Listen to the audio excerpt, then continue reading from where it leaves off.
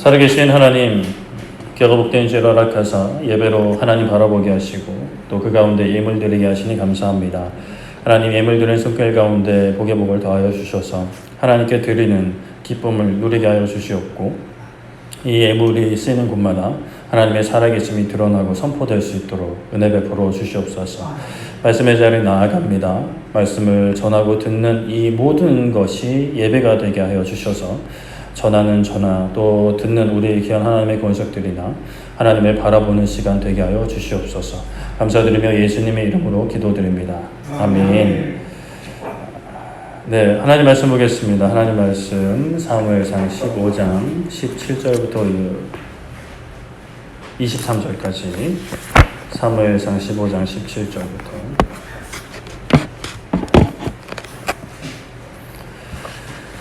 사무엘상 15장 17절부터 23절까지.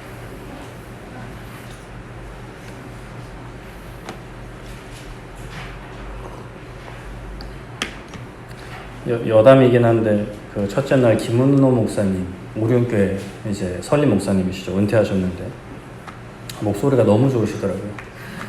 지금 우리가 만남의 축복을 위해 기도하겠습니다. 집에서 계속 이러고 놀았어요. 너무 목사님 너무 배우 같지 않았어요? 하여튼 좀 잘생기시더라고요. 목소리도 좋으시고. 사무엘상 15장 17절부터 23절까지 우리 한 절씩 교독하도록 하겠습니다. 그리고 목사님 말씀, 김은호 목사님 말씀은 한번 꼭 들어보세요. 우리 못 들으신 분은 꼭 들어보시고 들어보셨으면 좋겠습니다. 사무엘상 15장 17절부터 23절까지 한 절씩 교독하겠습니다. 사무엘상 15장 17절부터 23절. 사무엘이 이르되 왕이 스스로 작게 여길 그때에 이스라엘 지파의 모래가 되지 아니하셨나이까. 여호와께서 왕에게 기름을 부어 이스라엘 왕을 삼으시고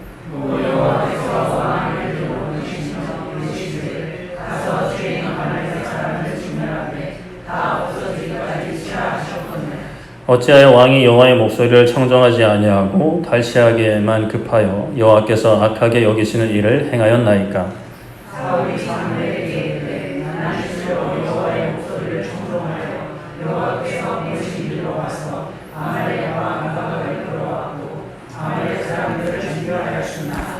다만 백성이 그 마땅히 멸할 것 중에서 가장 좋은 것으로 길갈에서 당신의 하나님 여호와께 제사하려고 양과 소를 끌어왔나이다 하는지라.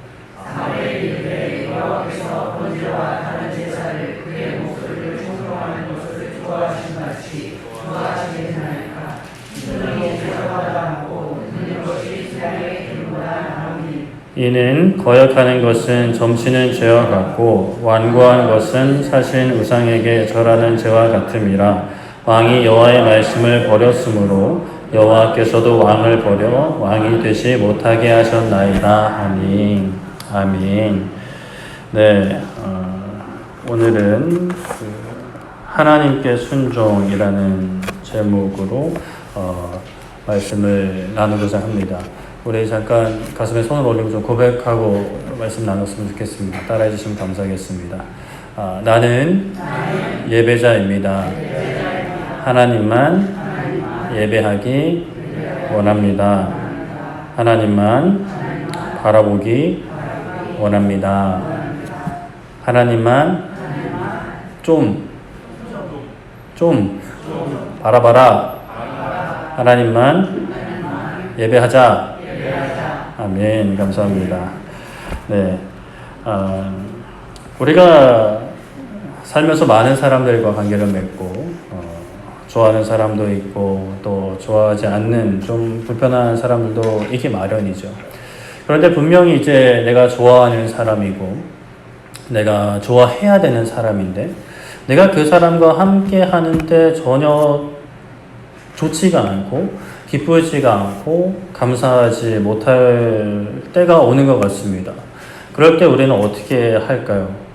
세상 사람들은 그런 관계에서 뭐 내가 더 이상 좋아지지 않았기 때문에 너랑 할 필요가 없다라고 이야기할 수 있겠지만 또 뭐 그런 관계도 있을 수 있겠지만 특별히 우리 하나님을 믿는 사람들 특히 부부 관계에 있어서는 내가 이전만큼 이 사람이 좋지 않아졌다 이 사람과 있는 게 기쁘지 않다라고 할 때에 그것을 당연하게 여기고 우리 갈라서자 난 가슴 뛰는 대로 가겠다가 아니라 내 어떤 그 원인을 살피고 우리의 마음을 조정해서 이끌어서 그 대상을 마땅히 사랑해야 되는 그 대상을 복종해야 되는 그 대상을 사랑하고 복종해야 되는 것이죠.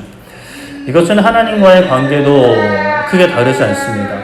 하나님과의 관계에 있어서 우리가 그 무엇을 누리고 무엇을 행해야 하는지를 항상 생각을 해야 되는데 그렇게 하지 못한다고 해서 그냥 내버려 두는 게 아니라 그렇다고 심지어 뭐 다른 신을 섬기고 다른 존재를 의지하는 것이 아니라 하나님과의 관계를 다시 한번 생각을 해보고 그것을 회복해야 되는 것을 회복해야 되는 것이죠. 우리 저번 주에는 우리 블레셋을 밀어붙이는 전쟁이 지속되는 가운데 이스라엘 백성들이 지쳐있는 상황을 살펴봤습니다. 왜 백성들이 지쳤느냐? 사울이 적들을 몰아낼 때까지 아무것도 먹지 말라고 이제 명령을 했기 때문이죠. 그런데 왕의 명령을 듣지 못한 요나단이 숲에서 꿀을 찍어 먹었습니다. 그런데 그 일이 나중에 밝혀지고 요나단은 그 사울의 명령, 맹세로 죽을 위기에 처하게 되죠. 사울이 요나단 너 반드시 죽어야 된다라고 이야기하자 누가 뜯어 말리죠? 백성들이 함께 했던 백성들이 뜯어 말립니다. 어떻게 무슨 이유로 말렸죠? 오늘 이 큰 구원을 이루었고 오늘 하나님과 동역한 요나단을 죽일 수 없다라고 백성들이 말리는 거죠. 그래서 요나단을 죽이려는 사울을 맞서 요나단을 보호했습니다. 이는 모세의 행동 속에서도 이제 볼 수 있다 말씀을 드렸죠. 요나단은 하나님과 동역했고 하나님의 능력을 믿었지만 근데 이스라엘 백성들은 가나안 땅 입구에서 하나님을 믿지 않고 멸시했었어요. 그래서 모세는 진노하시는 하나님 앞에 서서 하나님의 인자하심을 기대어 하나님의 영광에 기대어 용서를 구했죠. 사실은 요나단을 보호했던 이스라엘 백성들도 하나님의 그 행하심과 함께했던 요나단 결국 하나님께 근거해서 구했던 것이고 모세도 사실은 하나님께 근거해서 구했던 것이죠. 오늘날 우리를 참수하는 자, 고발하는 자, 이 땅에 많은 어떤 죄악들, 우리의 연약함으로 우리를 고발하고 있습니다. 하나님 앞에 또는 우리에게 나아가서 너는 죄인이야. 너는 사랑받지 못한 존재야. 너는 하나님의 자녀라고 할 수 없어. 너는 하나님에게 버림을 받았어. 너는 하나님을 섬길 수 없어. 너는 하나님을 예배해서는 안 돼. 이런 식으로 우리를 속이는 거죠. 그런데 그러한 어떤 사단의 그 참소하는 그 상황 속에서 예수님께서 우리를 변호하시고 판결까지 해주십니다. 어떻게 변호하시죠? 그 말이 맞지만 얘는 너무나 부족하지만 너무나 연약하지만 많은 죄를 지었지만 내가 얘를 대신해서 그 죄값을 다 감당을 했다. 그러므로 얘는 이제부터 내 아들이니 내 식구니 내 사람이니 내 것이니 내 소유이니 너가 고발해도 아무런 그게 없다라고 우리를 변호하시고 판결까지 해주십니다. 어떻게 그 예수님을 지난 한 주간 얼마나 기억을 하시고 바라보셨는지 깊이 생각하셨는지 그 예수님 안에 있느냐 없느냐는 인생이 천지 차이일 수밖에 없습니다. 그래서 반드시 우리는 예수님 안에 거하기 위해서 애써야 하는 것이죠. 예수님께서 물론 우리를 붙잡으시는데 우리도 그 예수님을 붙잡기 위해 애써야 하는 겁니다. 힘써야 하는 것이죠. 그 다음 이야기로 오늘 말씀을 살펴보면 블레셋과의 전쟁이 일단 멈춥니다. 그 사건이 있고 나서 그 요나단을 죽이려고 하는 그 사건 이후에 전쟁이 멈춥니다. 사울도 블레셋 쫓기를 멈추고 블레셋 사람들도 자기들의 땅으로 돌아갑니다. 그렇게 블레셋과의 전투가 마무리되고 하나님 시간이 좀 흐르고 하나님께서 사울에게 사무엘을 보내시는데요. 그리고 말씀하시기를 15장 1절에 보면 하나님께서 나를 보내어 왕에게 기름을 부어 왕으로 세우셨은즉 여호와의 말씀을 들으라라고 이제 사무엘이 선포를 합니다. 이미 우리가 저저번 주인가 3주 전인가 사울이 사무엘이 오지 않아 조급하고 불안하고 두려워해서 제사장 대신에 자기가 이제 제사를 드렸던 그 사건으로 하나님께서 다른 왕을 세우겠다라고 말씀을 하셨거든요. 근데 여기 보면 이제 다시 사울을 왕으로 세우신 것과 그 왕으로서 해야 할 일을 이제 사무엘을 통해 명령을 하십니다. 하나님께서 사울에게 한 번 더 기회를 주시는 것으로 보이는데요. 사실 하나님께서도 사울을 막 미워하시고 사울의 인생을 망가뜨리시려고 왕으로 세운 것은 아니십니다. 하나님을 왕으로 모시지 않는 죄를 범한 이스라엘 백성들을 돌보시려고 왕으로 세우신 거죠. 사울에게는 복된 일이었습니다. 그러나 사울은 그 복을 누리질 못했어요. 자신을 세우신 하나님을 계속 바라보지 못했고 하나님께서 주신 복을 잃을까, 하나님께서 주신 그 왕의 자리를 잃을까 전전긍긍하는 모습을 계속 처음부터 끝까지 일관되게 보여주고 있죠. 혹시 우리 자신을 좀 생각을 해볼 때 우리가 가진 모든 것들, 우리가 누리는 모든 것을 하나님께서 허락하신 것이라고 믿으시는지 한번 이 시간 잠깐이지만 생각을 해보셨으면 좋겠어요. 여러분들의 가족과 직장과 자녀와 부모님과 사회적인 위치, 직장, 건강, 그리고 여러분들이 가진 그 믿음까지 하나님께서 허락하시지 않았다면 아무것도 가질 수 없고, 그래서 그 모든 것은 하나님이 허락하신 것이라는 것을 믿는가라는 그런 생각이죠. 하나님께서 그 모든 것을 우리에게 허락하셨다. 진짜 그 말뿐이 아니라 진짜 내가 그렇게 믿고 있다라고 한다면 그 어느 것으로도 우리는 붙잡혀서는 안 됩니다. 하나님이 주셨다면, 하나님이 허락하셨다면 그 모든 것의 주인은 내가 아닌 거죠. 하나님께서 나에게 잠시 맡겨주신 겁니다. 맡겨주신 것이지 완전한 주인 소유권 이전이 된 것은 아니에요. 그래서 하나님께서 언제든지 달라고 하신다, 가져간다 하신다라고 한다면 하나님 지금은 좀 아닌 것 같습니다 라고 말은 할 수 있고 그런 생각이 들 수는 있겠지만, 그래도 하나님이 가져가신다라고 한다면 그런 생각을 접어야 되는 거죠. 애초에 내게 아닌데 내 것처럼 여기고 그것으로 괴로워하고 힘들어하는 것은 굳이 안 해도 될 생각과 마음으로 나 자신을 괴롭히는 것, 그리고 심지어 하나님을 대적하는 것이 되는 겁니다. 그렇기 때문에 하나님께서 우리에게 허락하신 것들, 우리가 정말 놓치지 말아야 할 것은 하나님을 바라보는 우리의 믿음이고 하나님과의 관계이지, 하나님께서 주신, 잠시 맡겨주신 것들은 아니다라는 것이죠. 그런 것들은 우리가 누리지만 때에 맞게 흘려보내되 붙잡아야 하는 것, 지켜야 하는 것은 하나님을 신뢰하고 의심하지 않고 기뻐하는 믿음인 것입니다. 그런데 사울은 처음부터 했던 그 실수, 또 범죄라고 할 수 있는 그것을 또 반복을 하는 모습을 보이는데요. 하나님께서 사무엘을 통해 명령하신 건 그거예요. 사울에게 너 아말렉을 치라 라고 하십니다. 사무엘상 15장 2절에 만군의 여호와께서 이같이 말씀하시기를 아말렉이 이스라엘에게 행한 일, 곧 애굽에서 나올 때의 길에서 대적한 일로 내가 그들을 벌하노니 라고 말씀을 합니다.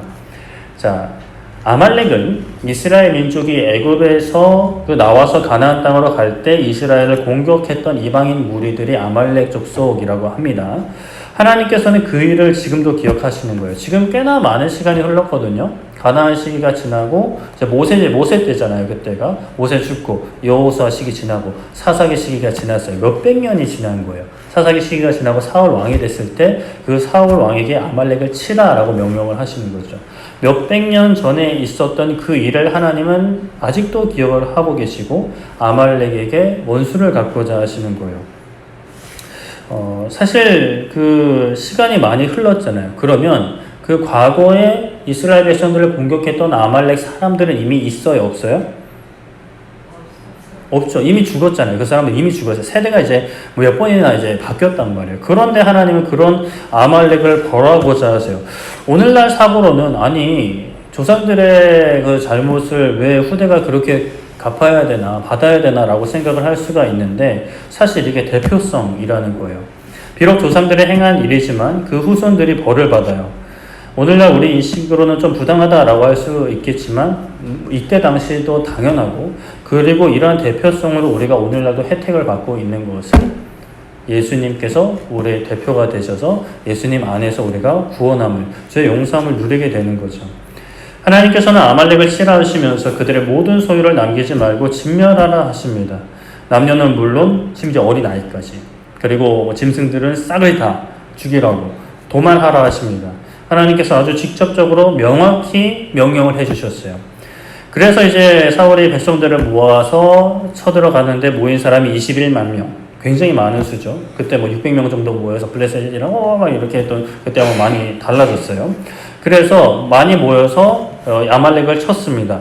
당연히 하나님이 명령하신 거니까 승리하게 하신 거죠. 단순히 뭐 사람 수가 문제가 아니라 하나님이 승리하게 하셨어요. 그런데 아말렉을 쳐서 이겼어요. 그런데 사울이 어떻게 행동하냐? 아말렉의 왕 아각을 사로잡아요. 그러니까 죽이지 않았어요. 사로잡고 군사들은 죽이는데 왕은 사로잡고, 그리고 양과 소 중에 좋은 것들을 남기고 가치 없는 것들, 하찮은 것들만 진멸해요. 왜 그러는가? 후에 나오긴 합니다. 그런데 이제 중요한 것은 하나님의 명령대로 사울이 순종하지 않은 거예요. 우리는 뭐 다 알고 있죠. 솔직히 이 스토리를 그래도 처음 교회 오래 보셨으면 처음 듣지는 않으셨을 텐데, 사울이 순종하지 않았다라는 것을 우리가 알고 있어요. 그런데 사울은 어떻게 생각했느냐라는 것을 살펴봐야겠죠. 사울이 그렇게 하나님께 순종하지 않은 것을 하나님께서 실시간으로 당연히 아시고 사무엘에게 말씀하시는데 15장 11절에 내가 사울을 왕으로 세운 것을 후회하노니 그가 돌이켜서 나를 따르지 아니하면 내 명령을 행하지 아니하였음이니라 하신지라 사무엘이 근심하여 온 밤을 여호와께 부르짖으니라 라고 말씀을 합니다. 하나님께서 무엇 하신다고요? 후회하신다. 이거를 좀 이제 오해하면 이것도 좀 곤란한 표현인데요. 우리가 이 땅에 살면서 우리가 하는 후회들은 대개는 우리의 어떤 무지와 연약함으로 행했던 실수 또는 잘못된 선택 등에 대한 후회예요. 그러니까 후회할 일이 있다라고 한다면 내가 잘못한 거, 뭐 잘못한 게 아니더라도 뭐 좀 부족한 모습들 후회하는데, 자, 그렇다면 하나님이 후회하셨다. 하나님이 사울을 왕으로 세우신 것을 후회하셨다. 하나님께서 이렇게 될 줄 모르셔서 사울이 이렇게 되는 것을 막지 못하셔서 후회를 하신 건가?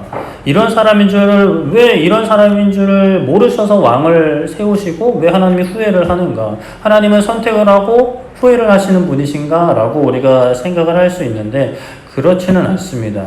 하나님은 우리 마음을 감찰하시죠. 우리의 모든 필요도 아시지만 우리의 마음과 생각도 다 아시는 분이세요. 하나님께서는 사울이 이럴 것을 사실은 다 알고 계셨다라고 봐도 틀리지 않아요. 맞아요. 하나님은 다 알고 계셨어요. 그런데 왜 후회하시느냐? 하나님이 아파하시는 거예요. 이 원어를 살펴보면 단순히 어떤 지난 날을 후회한다는 그런 의미보다도 슬퍼하고 어떤 상실감을 느낀다라는 그 의미가 더 강하게 담겨져 있습니다. 그래서 하나님께서는 사울을 뭐 괴롭히려고 왕으로 세우신 것도 아니고 얘가 잘못할 것을 알시면서도 세운 게 맞는데, 그런데 실제로 그렇게 행하자 마음 아파하시는 거예요. 속상해 하시는 거예요. 슬퍼하시는 거예요. 아니 또 그러면 사람들이 이렇게 생각할 수 있죠. 아니 슬퍼하실 선택을 왜 하셨나? 슬퍼하실 사람을 왜 세우셨나라는 거예요. 처음부터 다윗 같은 사람을 세우시면 되잖아요. 처음부터 다윗같이 하나님 마음에 흡족한 사람 세우시면 되잖아요. 그런데 우리가 잠깐 멈춰서 생각해보면 정말 하나님께서 그런 기준으로 사람을 선택하시고 사용하신다라고 한다면 조심스러운 말씀이지만 이 자리에 있는 우리 중에 과연 몇이나 하나님의 선택을 받고 하나님의 인도하심을 받을 수 있을까요? 우리가 살면서 솔직히 사울과 같은 잘못을 안 하는 사람, 한 번도 안 했던 사람이 과연 몇이나 될까요? 크든 작든 하나님 명령에 불순종하는 우리의 모습들 누구에게나 있는 것 같습니다. 사울은 하나님을 따르지 않았어요. 여전히 하나님의 백성들의 왕이었지만 하나님을 따르지 않았고 하나님의 명령을 행하지 않았어요. 사무엘이 이로 인하여 많이 근심했다 합니다. 근심했다의 원어에도 보면 화가 나고 반감이, 사무엘도 속상한 거예요. 그렇게 사무엘이 사울을 만나려고 아침에 일찍 일어나 갑니다. 밤새도록 하나님 앞에 속상함을 토로하고 갑니다. 그리고 가는 길에 듣는 소식은 어떤 사람이 사울이 자기를 위해 기념비를 세웠다. 그래서 기념비를 세우고 다시 길갈로 돌아갔다라는 이야기까지 듣게 돼요. 이거 뭐 첩첩산중이에요. 하나님께 불순종해요. 하나님 말씀도 듣지 않아요. 그리고 하나님께 영광 돌리는 것도 아니에요. 내가 이런 일을 했다. 내가 아말렉을 쳐서 이렇게 완전히 이겼다. 내가 복수했다. 라는 기념비를 세우고 있는 거예요. 통탄할 노릇인 거죠. 사무엘이 사울을 찾아가자 사울이 신나서 사무엘을 반깁니다. 15장 13절에 보면 사무엘이 사울에게 이른즉 사울이 그에게 이르되 원하건대 당신은 여호와께 복을 받으소서. 내가 여호와의 명령을 행하였나이다. 누가 말하는 거예요?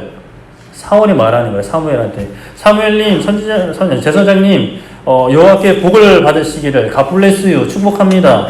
저 여호와의 명령을 잘 이행했습니다라고 사무엘에게 자랑하는 거예요.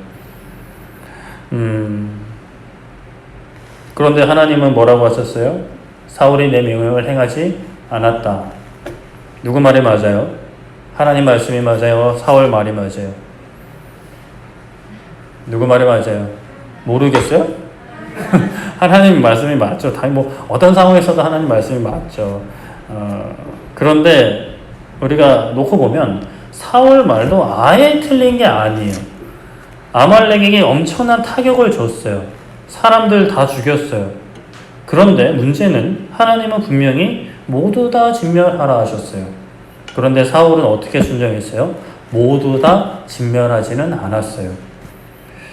우리가 하나님 앞에서 순종한다 할 때에 얼마나 순종을 하고 있는가? 하나님과 얼마나 동행을 하고 있는가? 이 정도면 괜찮아? 이 정도면 충분해. 이 정도면 잘하는 거야 라는 마음으로 나의 자아와 세상 사랑과 탐욕과 타협하고 있지는 않은가? 예수님께서는 분명 두 주인을 섬길 수 없다라고 말씀하셨어요. 하나님을 마음을 다해서 목숨을 다해 사랑하라 하셨어요. 마음을 한 80%, 70%만 하고 목숨도 그냥 최대한 어떻게 좀 해봐라 하지 않으셨어요. 다 하라 하셨어요. 그냥 다. 너의 이웃은 너의 몸과 같이 사랑하라 하셨고 내가 너희를 사랑한 것처럼 서로 사랑하라 하셨어요. 우리는 정말 순종하고 있을까요? 얼마나 순종하고 있을까요? 사무엘이 사울에게 물었어요. 하나님의 말씀을 이행하셨다고요? 그럼 제 귀에 들리는 소리는 뭡니까? 제 귀에 양과 그 소의 소리가 들리는데 제 귀가 이상한 겁니까? 사울이 그것은 아말렉에게서 끌어온 것인데 하나님께 제사하려고 남겨놓은 겁니다 라고 당당하게 이야기합니다. 사무엘이 가만히 계세요. 더 이상 말하지 마세요. 하나님의 말씀을 전할 테니 들으세요.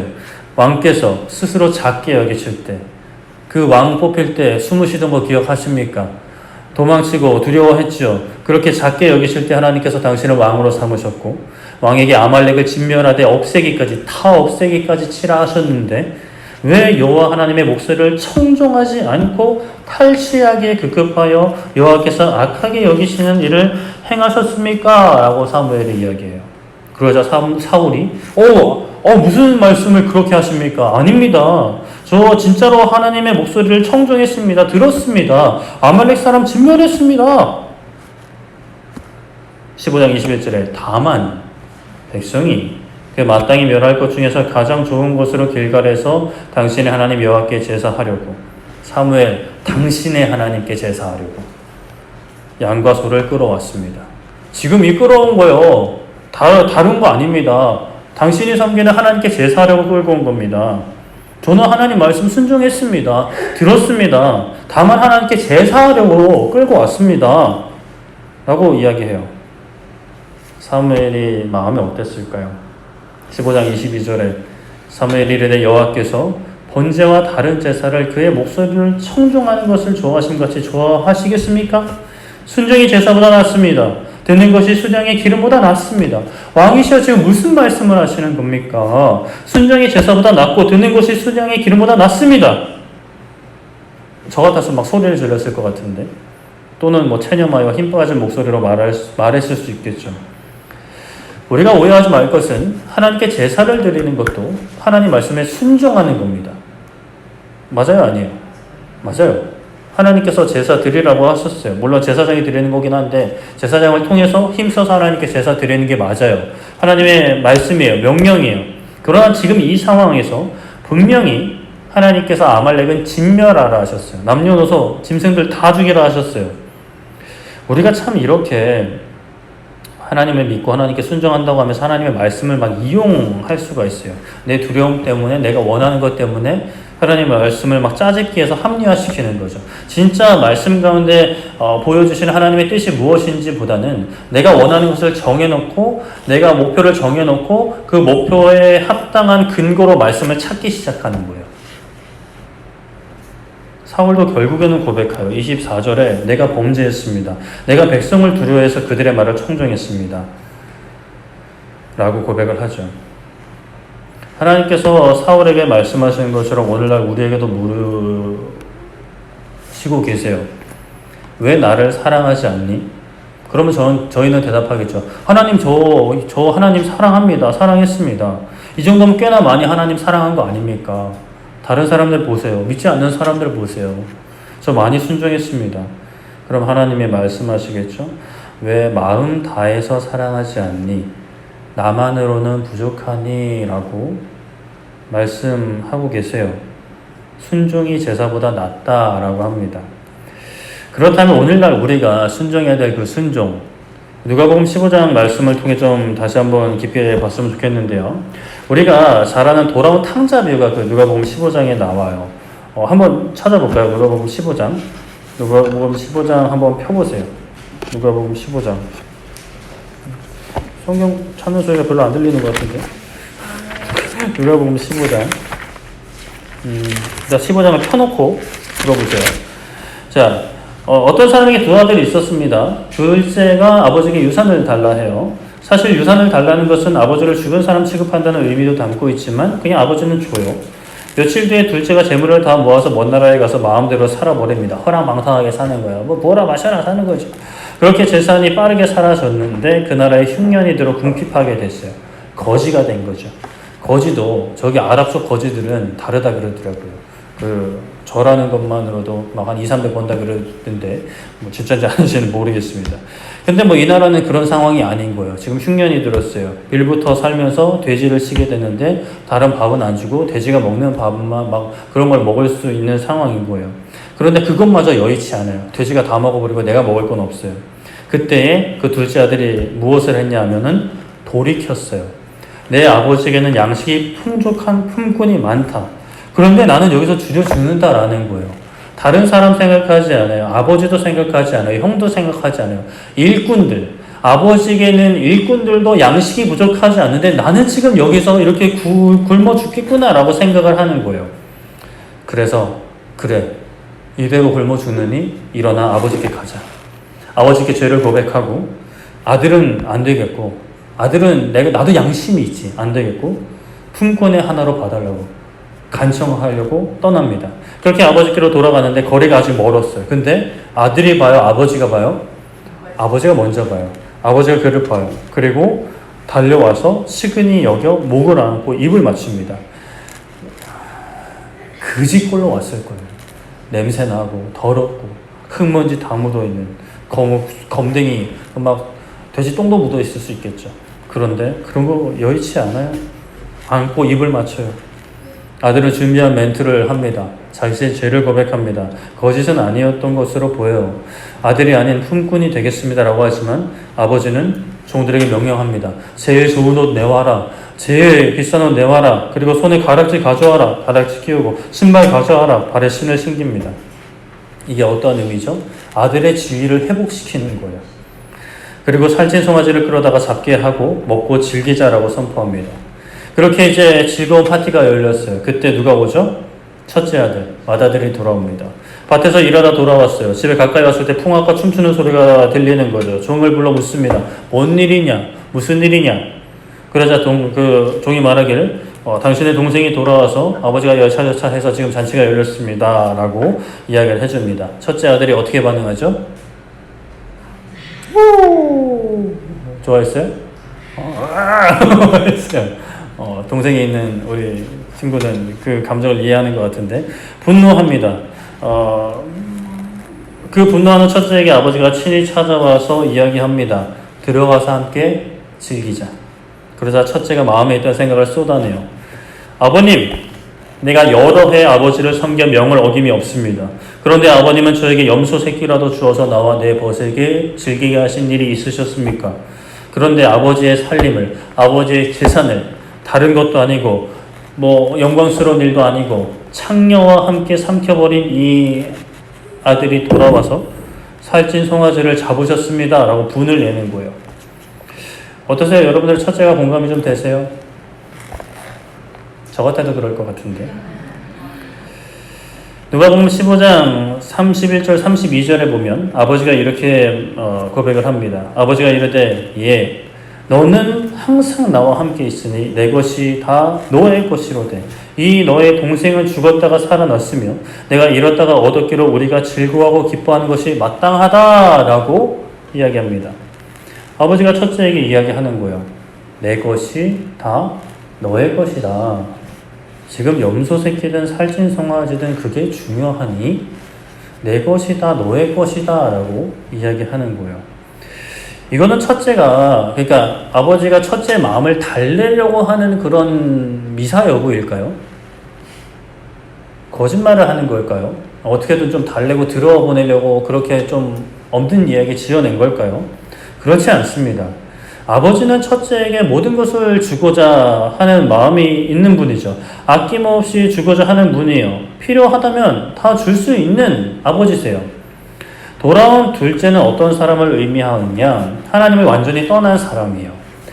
이 땅에 태어난 모든 사람을 사실 가리킵니다. 하나님을 모르고 살아가지만 실상 자신이 누리는 모든 것, 자신이 행하는 모든 것을 가능케 하는 것은 아버지의 것이에요. 둘째 아들이 가서 신나게 놀았던 것들도 다 아버지의 재산으로 한 거죠. 아버지께서 주신 겁니다. 이 땅에서 살아가는 모든, 그리스도인뿐만이 아니라 모든 사람들이 이 땅에서 누리는 그 모든 것은 하나님의 것이에요. 하나님이 빌려주신 거죠. 쓰라고 주신 겁니다. 그런데 그것을 아예 모르고 살다가 죽는 사람들도 있고, 또는 궁핍함을 겪으면서 이게 내게 아니고 아버지께로 돌아가야 되는구나 라고 깨닫는 사람들도 있는 거죠. 둘째 아들에게 요구되는 순종은 뭘까요? 순종. 둘째 아들은 어떤 순종을 해야 될까요? 아버지께로 돌아가야 돼요. 자신의 죄를 고백하며 뉘우치며 돌아가는 것이 둘째 아들이 마땅히 감당해야 될 순종이에요. 겸손한 마음으로 회개하며 돌아가는 거예요. 내가 잘못했으니 하나님께로 돌아가는 것은 염치 없는 거야. 나 같은 놈은 그냥 돼지 밥이나 먹다가 굶어 죽어야 돼 라고 생각이 들 수도 있어요. 사단은 그렇게 속삭이겠죠. 하지만 그런 속삭임에 넘어가지 않고 내가 뺨을 맞더라도 매를 맞더라도 아버지는 품꾸는 해주실 것 같은 거예요. 아들 주인은 회복시켜 주시지 않을 수 있는데 품꾼 중에서도 가장 낮은 품꾼, 그래도 이렇게 돼지 우리에 사는 것보다 더 나은 생활을 할 수 있는 품꾼의 하나로는 여겨줄 아버지라고 믿고 나아가는 거예요.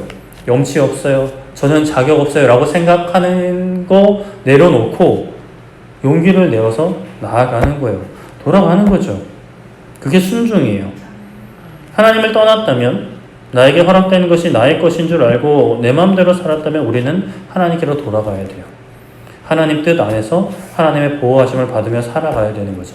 하나님을 찾아야 되는 거예요. 그렇다면 첫째 아들한테는 무엇이 요구될까요? 첫째 아들이 해야 되는 순종은 뭘까요?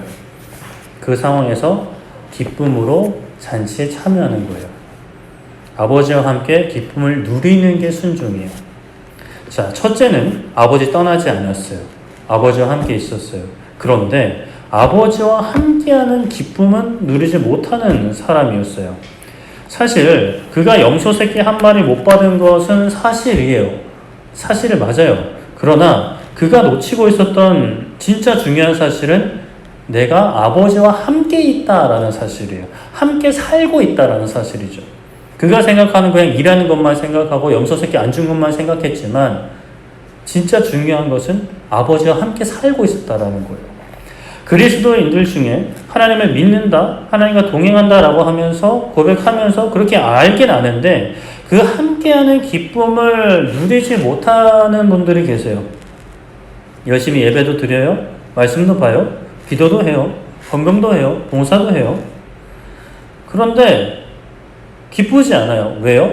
하나님께서 나에게 원하는, 그러니까 내가 원하는 것을 주시지 않거든요.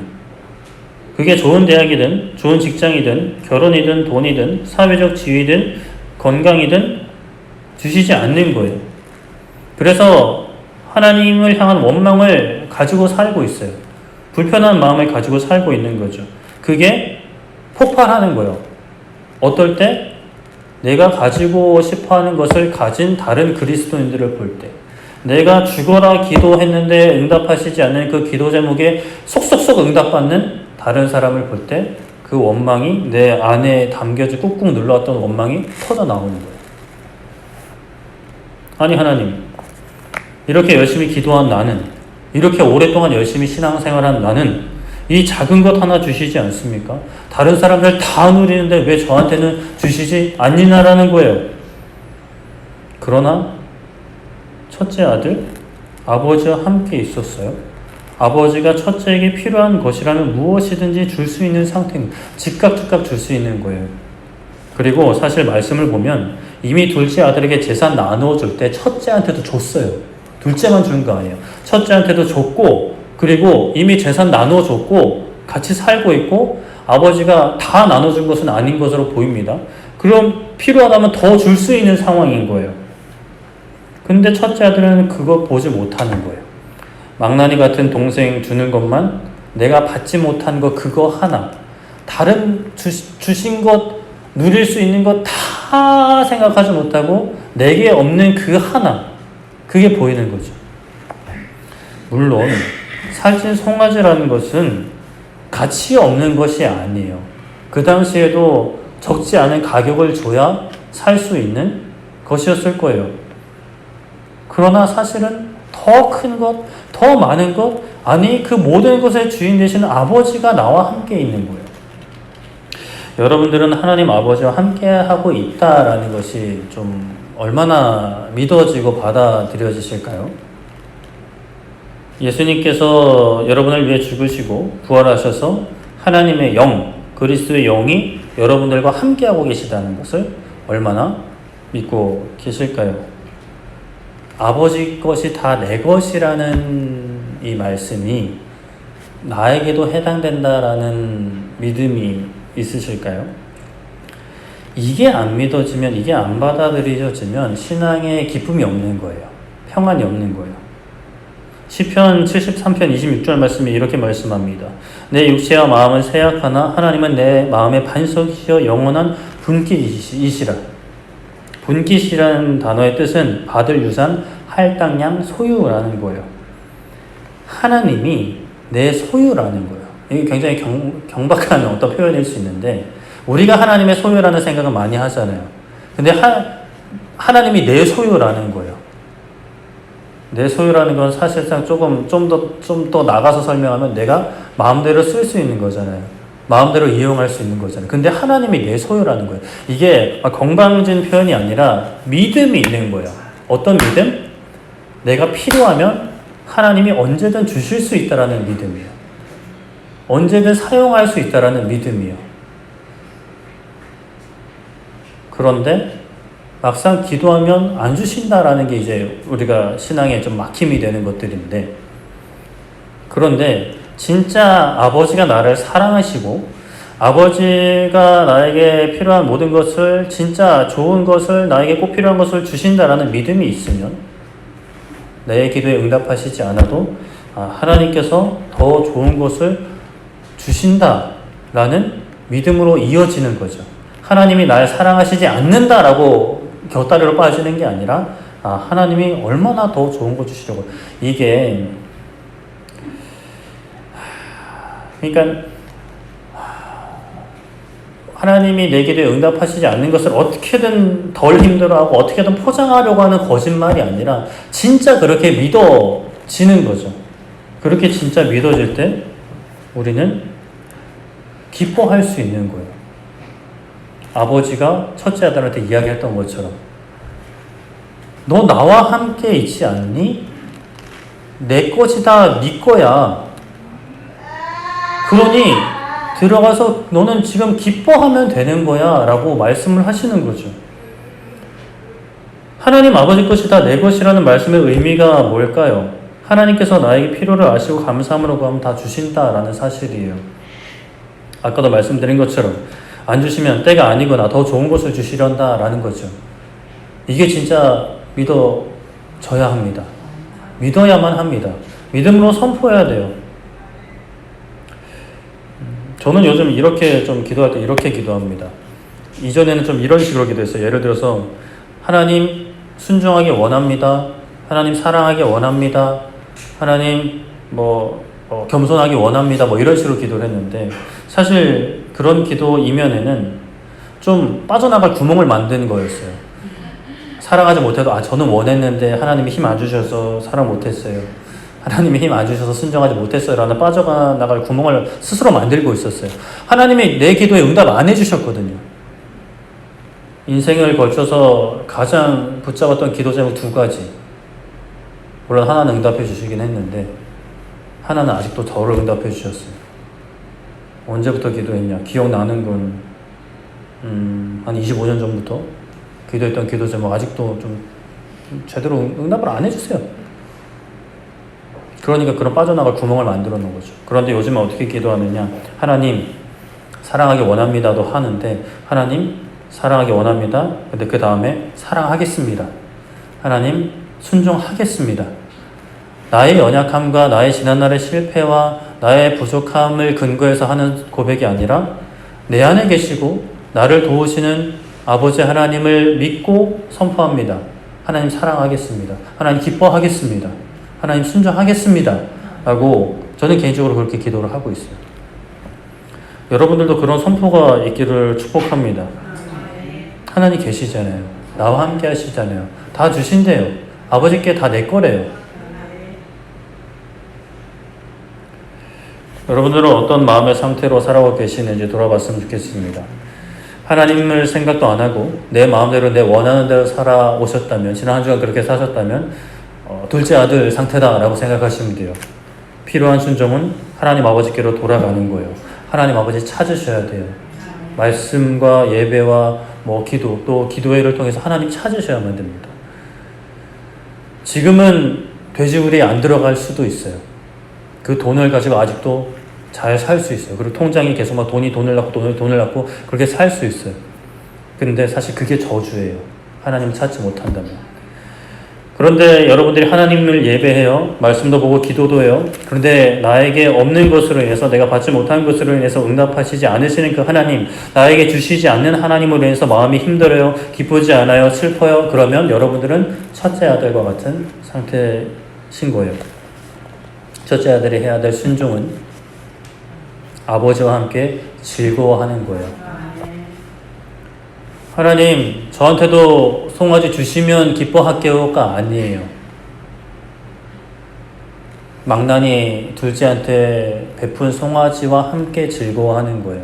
나에게는 응답 안 해주세요. 그러나 다른 사람들이 응답받은 것으로 인해서, 아니 그게 아니더라도 그냥 하나님 아빠와 함께 하는 것만으로도 기뻐하는 것, 그게 순종. 우리가 나아가야 될 순종의 자리인 거죠. 여러분들이 만약 첫째 아들이시라면 여러분들에게 염소 새끼는 무엇인지 생각을 해보세요. 무엇이 없어서 힘드세요? 무엇을 가지지 못해서 괴로우세요? 아버지와 함께하는 삶을 누리시기를 축복합니다. 하나님 바라보세요. 염소 새끼, 물론 작은 게 아닐 수 있어요. 굉장히 그것 때문에 여러분들의 인생이 힘들어지고 괴로워지고 정신적으로 힘들고 육체적으로 힘들 수 있어요. 그러나 눈을 들어 아버지 보셔야 돼요. 아버지와 눈을 마주치셔야 돼요. 아버지가 나를 진짜 미워하셔서 그러시는 건지, 아버지가 나를 사랑하시는데 다 아시는데 지금 필요 없으니까, 아니면 더 나은 계획과 선하신 그 뜻으로 인해서 송아지를 안 주셨는지. 하나님 살아계십니다. 하나님 선하세요. 선하세요. 악한 분 아니세요. 선하세요. 지금 상황이나 그 상황 가운데 피어나는 우리의 감정에 휩쓸리지 말고 믿고 기다리셨으면 좋겠어요. 순종하셨으면 좋겠어요. 무엇이요? 하나님께로 돌아가는 순종, 하나님 안에서 기뻐하는 순종. 말씀을 정리하겠습니다. 하나님께서 사울에게 아말렉을 진멸하라 하십니다. 그러나 다 진멸하지 않고 남겨두죠. 사울은 제사 드리려고 남겨놨다고 변명을 하지만 사무엘은 단호하게 제사보다 순종이 낫습니다. 라고 합니다. 그렇다고 오늘날 우리가 드리는 예배, 기타 등등 다 필요 없다가 아니라 오늘날 우리가 우선적으로 해야 될 순종, 하나님께로 돌아가는 거예요. 말씀의 자리로 돌아가는 거예요. 기도의 자리로 돌아가는 거예요. 예배의 자리로 돌아가는 거예요. 기도의 자리로 돌아가는 거예요. 돌아갔어요. 근데 살다 보니까 기쁘지 않아요. 나에게 없는 것만 계속 보여요. 그럼 어떻게 해야 돼요? 아버지를 바라봐야 되는 거예요. 아버지가 기뻐하는, 진짜 아버지께 다 내 거다! 이 말씀을 준비하면서 원로 목사님 설교가 생각났어요. 원로 목사님도 이런 표현 자주 하셨거든요. 그럴 때 솔직히 저는 받아들여지진 않았어요. 제가 앉아서 들을 때는. 근데 이제야 좀 받아들여지는 것 같아요. 아버지께 다 내 거라는 거예요. 건강, 돈 문제, 인간관계 문제, 기타 등등 많은 인생의 문제들이 있을 수 있겠죠. 그 모든 것의 주인은 아버지세요. 아버지께서 우리에게 좋은 것 주세요. 필요하다면 주세요. 안 주시면 하나님이 나쁜 게 아니라 하나님이 나쁜 거야, 하나님이 날 사랑하지 않는 거야 라고 뻗어나가는 그런 생각의 고리를 끊어버려야 돼요.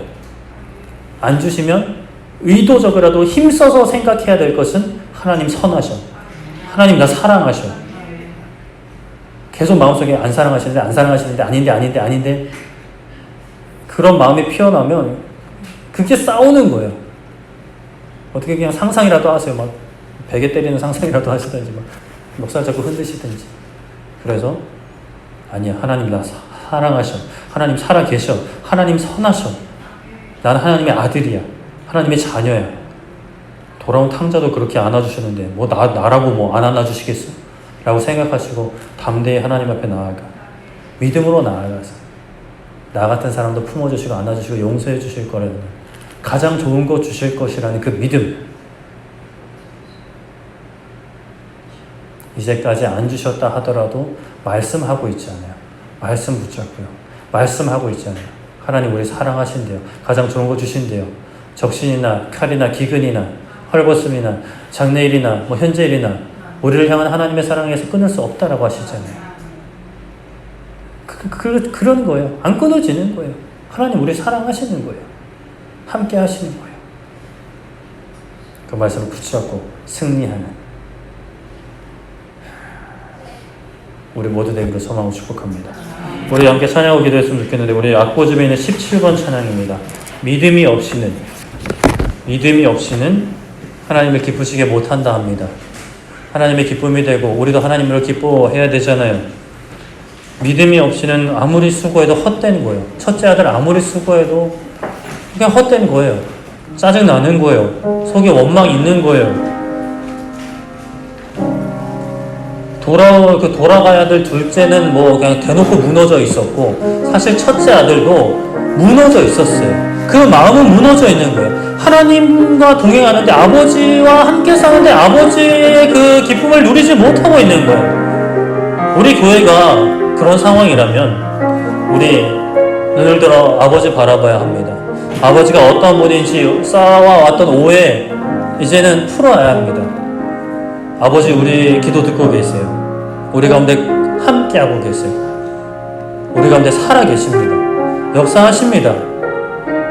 우리가 아버지께서 역사하실 놀라운 일들을 다시 기대했으면 좋겠어요. 기대했다가 또 상처받을까봐 또 교회 어려워질까봐 그래도 괜찮아요. 설사 우리 교회 간판 내린다 해도 괜찮아요. 하나님 살아계세요. 어떻게든 하나님 영광 드러내세요.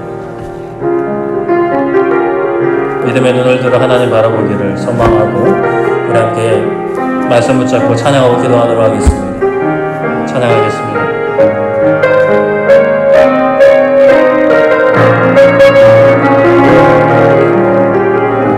주님 제 마음이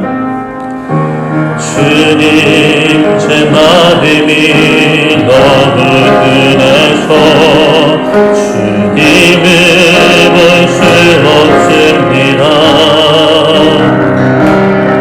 이 땅에서 가요 이 땅만 보다가 주님 손에 오셨습니다. 나는 나그네로 만든 내게 주저앉게 되었나. 나는 청지기인데 언제부터 내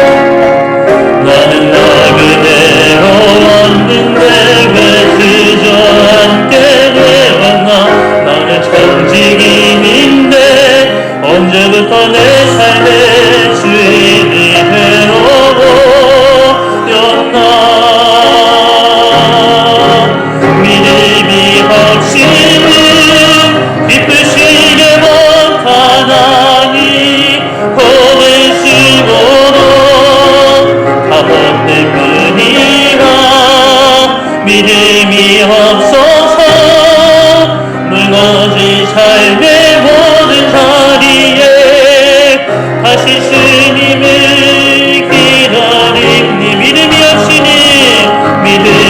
없이는 기쁘시게 못하나니 고대시고도 가혹 때문이라 믿음이 없어서 무너진 삶의 모든 자리에 다시 주님을 기다립니다. 아멘. 이제 우리 기도할 때 우리 믿음을 가지고 기도하기 원합니다. 내가 하나님께로 돌아가면 나를 받아주실 것이라는 믿음, 그리고 아버지의 모든 것이 나의 것이라는 믿음, 하나님께서 가장 좋은 것으로 응답하실 것이라는 그 믿음, 아버지 하나님 다시 믿음을 가지기 원합니다. 응답하시지 않았던 과거의 경험으로 인해서 아버지 두려워서 믿지 못하고 기대하지 못하는 그 나의 연약함들 내려놓게 하시고 하나님 믿게 하여 주시옵소서. 아버지 믿게 하여 주시옵소서. 믿음으로 구하고 감사함으로 영광 돌리게 하여 달라고 우리 주여 한번 외치고 기도하도록 하겠습니다. 주여! 살아계신 하나님 아버지, 이 시간 하나님 우리에게 믿음을 허락하여 주시옵소서. 우리가 믿음으로 한 걸음 내디딜 때 아버지 우리 인생의 놀라운 역사를 허락하여 주시옵소서. 아버지 하나님 우리가 믿기 원합니다. 우리가 돌아와 감사와 같이 아버지를 떠난 삶을 살았더라면 아버지께로 돌아가는 믿음을 허락하여 주시옵소서. 나를 아내는 아니더라도 꿈꾸는 아버지 하나님 되게 해주실 거라는 그 믿음을 가지고 그 작은 믿음을 가지고 나아갈 때 우리가 꿈꾸니 하는 아들에게 신분을 회복시켜 주실 줄 믿습니다. 하나님 우리가 첫째 아들과 같이 하나님과 함께하면서도 기뻐하지 못하고 원망과 불평과 두려움과 걱정으로 괴로워하고 있지는 않습니까? 분명히 하나님 아버지와 동행을 하는데 내가 하나님을 믿고 하나님이 내 옆에 계시고 하나님과 같은 길을 걸어가고 있는데 내가 걱정하고 염려하고 불안해하고 두려워하고 괴로워하고 있었던 나의 연약함이 있다면 아버지 하나님 이 시간 우리가 아버지를 믿게 하여 주시옵소서. 아버지의 것이 다 내 것일 만큼 아버지께서 나에게 다 주시려고 하신다는 사실, 가장 좋은 것을 주려고 하신다는 사실을 믿게 하여 주시옵소서. 아버지 하나님 믿음이 없이는 하나님의 기쁘시게 할 수 없다는 그 말씀을 붙잡고 기도합니다. 아버지 하나님 우리에게 가장 좋은 것을 주신다는, 응답하신다는 그 아버지를 믿게 하여 주시옵소서. 하나님은 우리를 사랑하시고 우리에게 가장 좋은 것을 주고자 하시는데 내가 아버지를 의심하고 원망하고 괴로워하고 있다면 아버지는 그런 아픈 아버지 인생을 살지 않게 하여 주시옵소서. 하나님 내게 왔는데 왜 주저 함께 배웠나. 나는 천직인인데 언제부터 내 삶의 주인이 되어버렸나.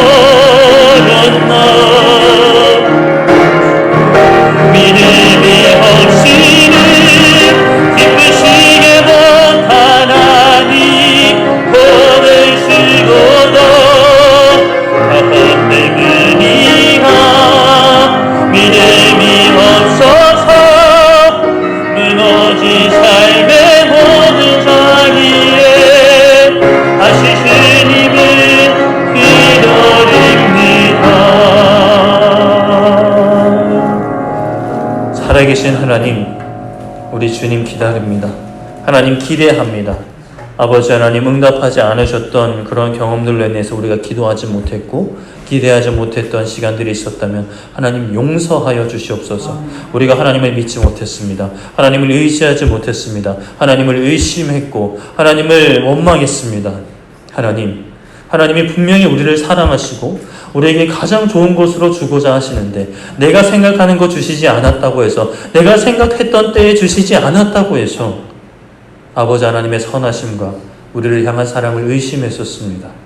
아버지 용서하여 주시옵소서. 하나님 이제 다시 우리가 하나님께로 돌아가기 원합니다. 돌아가겠습니다. 아버지 나는 정말 부족한 너무나 연약한 패역한 아들이었지만 그 아들을 안으시는, 입 맞추시는, 옷 입히시고 신발 신기시고 손에 반지를 끼우시는 그 아버지의 사랑을 의지하며 나아갑니다. 하나님 우리 가운데 첫째 아들과 같았던 인생이 있지는 않습니까? 하나님을 믿지만, 하나님을 예배하지만, 기도하지만 기뻐하지 못했고 원망했던, 그래서 내가 없는 것을 가진 다른 그리스도인들을 볼 때 의기소침했고 자격지심을 가졌고 하나님을 향해 감사하지 못했던 우리가 있다면 아버지 용서하여 주시옵소서. 아버지를 보기 원합니다. 아버지 것이 다 내 것이라는 믿음을 가지고 그 아버지 손 붙잡고 함께 잔치에 들어가 기뻐하는 우리의 삶이 되게 하여 주시옵소서.